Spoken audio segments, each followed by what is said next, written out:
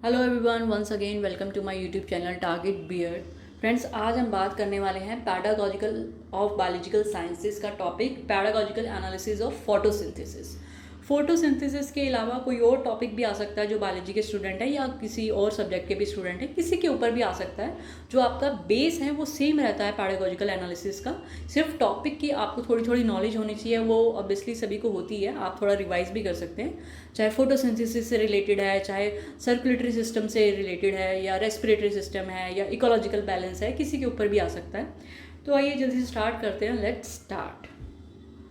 सबसे पहले तो पैडागॉजिकल एनालिसिस होता क्या है। पैडागॉजिकल analysis means N analysis based on method and practice of teaching, जिसके अंदर सबसे पहला क्या रहता है, कंटेंट एनालिसिस। उसके बाद formation of objectives in behavioural terms, selection of teaching methods, techniques and materials, selection of techniques and devices of evaluation।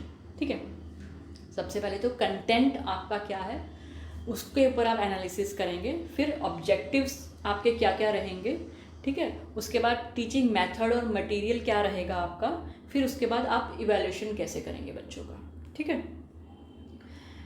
पैडागॉजिकल analysis of photosynthesis में सबसे पहले कंटेंट एनालिसिस है, जो कि हमने देखा। ये 4 स्टेप्स आपको याद रखने हैं, चाहे आप किसी के ऊपर भी लिख रहे हो, ठीक है, रेस्पिरेटरी के ऊपर लिख रहे हो, या आपका मैथ से रिलेटेड कुछ है, या आपका फिजिकल साइंसेज से रिलेटेड कुछ है। पहला आपका स्टेप रहेगा कंटेंट एनालिसिस, जिसके अंदर लाइक अभी हम फोटोसिंथेसिस के बारे में बात कर रहे हैं। तो एज अ टीचर आपका क्या कंटेंट रहेगा, व्हाट इज़ फोटोसिंथेसिस। पहले तो फोटोसिंथेसिस है क्या, define photosynthesis, expanding the meaning of photosynthesis. Photosynthesis क्या है, कैसे होता है, उसका मीनिंग और उसका पूरा process of photosynthesis, what happens during photosynthesis and how does it takes place.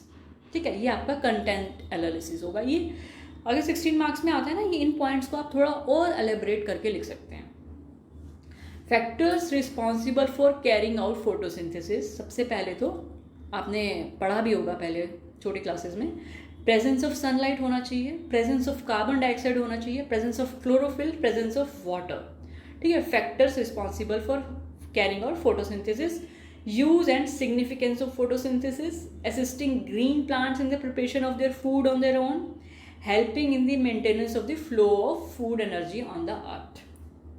ठीक है, provide a helping hand in maintaining ecological balance. तो ये आपका एक बेसिक फोटोसिंथेसिस के बारे में आपका जो कंटेंट रहेगा वो इन सब चीज़ों के ऊपर रहेगा। उसके बाद आपके ऑब्जेक्टिव्स बनाएंगे आप। ऑब्जेक्टिव क्या रहेंगे, explain the process of photosynthesis, कि बच्चों को एक्सप्लेन करना आए प्रोसेस ऑफ फोटोसिंथेसिस।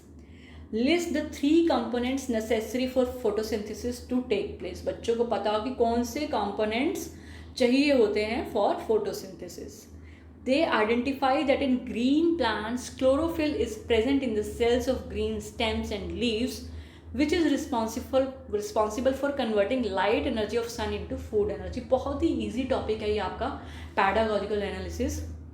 किसी भी टॉपिक के ऊपर किसी ना किसी टॉपिक के ऊपर ज़रूर आ जाता है क्वेश्चन।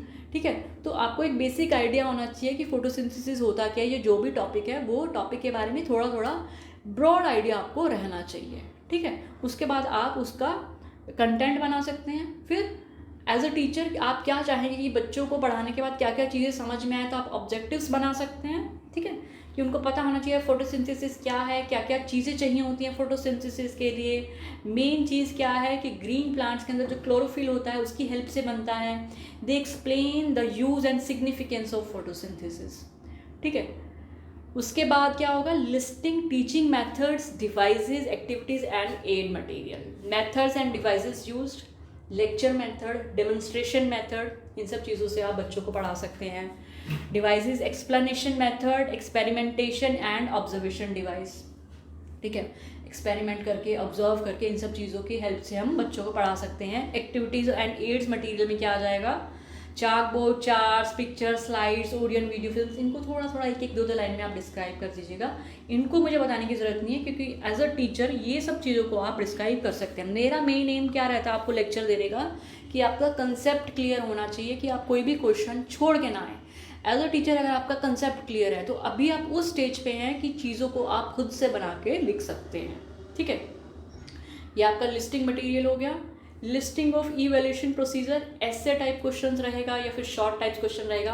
आपने बच्चों को पहले हम कंटेंट तैयार कर लेंगे, फिर हम अपने ऑब्जेक्टिव्स तैयार कर लेंगे कि बच्चों को क्या क्या ऑब्जेक्टिव रहेंगे, क्या क्या उनको आना चाहिए, फिर हमारे पास क्या क्या मटेरियल है जिनकी हेल्प से हम बच्चों को पढ़ा सकते हैं। तो उन सब चीज़ों को भी पहले से एज अ टीचर आपको रेडी रखना होता है। फिर उसके बाद हमारा लास्ट मेथड होता है कि पढ़ाने के बाद एड मटेरियल्स वगैरह वो सब यूज़ करने के बाद हम बच्चों को कैसे इवैल्यूएट करेंगे कि उनको कितना समझ में आया कितना नहीं आया। हम उनका ओरल टेस्ट लेंगे, हम उनका रिटन टेस्ट लेंगे, ऑब्जेक्टिव टाइप्स देंगे, ऐसे टाइप क्वेश्चंस देंगे। तो ये टाइम के ऊपर भी डिपेंड करता है कितना टाइम आपके पास अवेलेबल है, तो आप उस तरह से अपनी इवैल्यूएशन टेक्निक को यूज़ कर सकते हैं। ऐसे टाइप क्वेश्चन में आप कुछ इस तरह के क्वेश्चंस डाल सकते हैं, what is photosynthesis, what really goes inside the process of photosynthesis. Short question में डाल सकते हैं, डिफाइन द टर्म फोटोसिंथेसिस।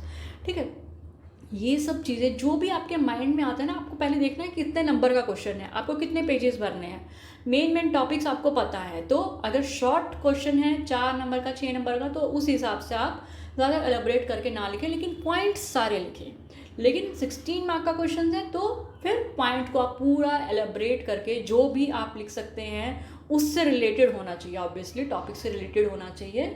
कि एज अ टीचर अगर आप रहेंगे, आप किस किस तरीक़ों से, इनके अलावा जो जो और भी तरीके हैं वो भी आप सब फिर लिख सकते हैं कि किन किन तरीक़ों से हम बच्चे को इवेल्यूएट कर सकते हैं, क्या क्या क्वेश्चन हम उनको पूछ सकते हैं। ठीक है, तो ये था आपका पूरा पैडागोजिकल एनालिसिस ऑफ फोटोसिंथेसिस। अगर आपको किसी और टॉपिक से रिलेटेड आपको पैडागोजिकल एनालिसिस चाहिए तो मुझे नीचे पिंग करके बताइएगा, मैं आपको हेल्प करूँगी उसको वीडियो प्रोवाइड करवाने में। ठीक है, तो जल्दी मिलेंगे एक नए वीडियो के साथ, तब तक के लिए have a nice day, good bye.